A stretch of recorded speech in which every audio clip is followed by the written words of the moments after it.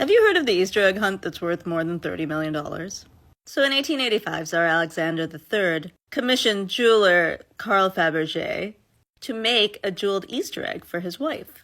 And so the tradition of Fabergé eggs was born. This first one cost about 60 rubles, which in that time was the value of an average worker's salary twice over. Overall, 50 very bejeweled, very fancy eggs were produced, and each had both an egg and a surprise inside. And these were no Cracker Jack surprises. This, for example, is a miniature ship honoring when the Tsar's sons went to Japan, and you see both the name of the ship and diamonds are used for the portholes.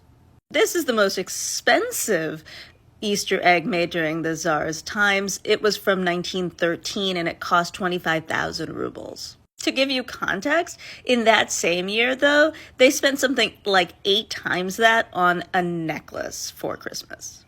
And it is this excess during Nicholas II's reign, and the fact that the majority of his people were starving, that meant that he was forced to abdicate in 1917 and then subsequently murdered, which is where we get into the mystery of the Fabergé Easter eggs.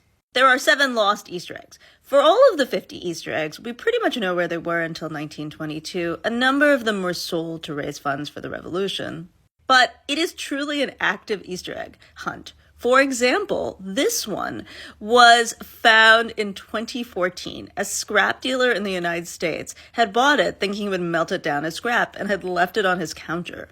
He looked up the marks and found out it was the 3rd imperial Easter egg that had been lost. So how are you going to find those 7 other Easter eggs? Well, so part of the challenge is we don't completely know what all of them look like. So this is the only documentation we have of cherub with chariot.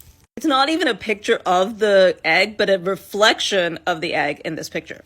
And then there's also the fact that they come in parts, and so they've been separated. So for the mauve Easter egg, for example, we have the inside, but we do not have the egg or what it looks like. Given that there's only 7 left, and the last one went at auction for $33 million, you find this egg, and you're in for a lot of money.